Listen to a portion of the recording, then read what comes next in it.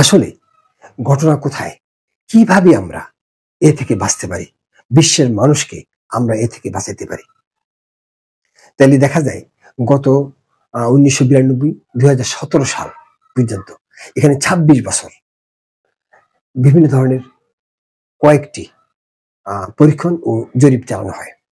এতে দেখা যায় এতে দেখা যায় যে পরীক্ষণ অনুযায়ী যে অনৈতিক সহযোগিতা মানসিক স্তরে বিকৃতি ঘটায়। অনৈতিক সহযোগিতা কিভাবে? দ্বন্দ্ব হলো ইসরায়েল এবং প্যালেস্টাইনের। আমরা তাদেরকে না মিলিয়ে দিয়ে তাদেরকে আমরা অস্ত্র দিয়ে সাহায্য করছি।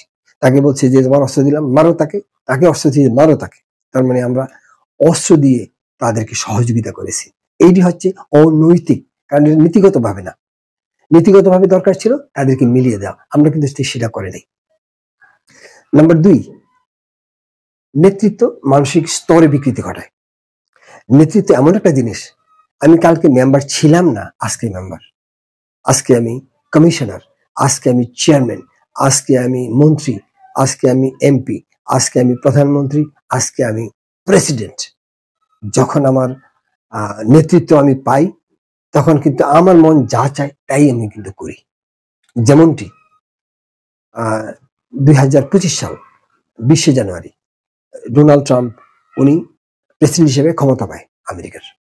ক্ষমতা যেদিন পাইল সেদিনই তার উনি নিজেই কি দরকার, গাজা, যে ফিলিস্তিনের যে গাজা, সেই স্থানটা ওনার দরকার। মাই গড, যেখানে ২০ লক্ষ লোকের বসবাস, ২ মিলিয়ন ২০ লক্ষ লোকের বসবাস, সেইখানে যদি ওনার জায়গাটা দরকার হয়ে যায়, তাহলে আমরা কোথায় আছি? এই হচ্ছে বর্তমান অবস্থা। তাছাড়া উনি কি করলেন? এই যুদ্ধের সময় তার দেশ যুদ্ধের সময় ৬ বার ভেটো দিয়েছে। কেন ভেটো দিল? যাতে যুদ্ধ চলতে থাকুক, কোনো বন্ধ দরকার নেই। সাধারণ পরিষদে কিন্তু রায় হয়েছে যে যুদ্ধ বন্ধ করো, কিন্তু যখন নিরাপত্তা পরিষদে আসছে তখনই ভেটো দিছে ৬ বার সেই আমেরিকা। তাহলে কি হলো? তারা যুদ্ধ বন্ধ চায় না, তারা চায় মানুষ মরুক, আরো মরুক। এই হচ্ছে নেতৃত্ব, যে মানুষের বিকৃত রূপ যে হয় সেটার উদাহরণ।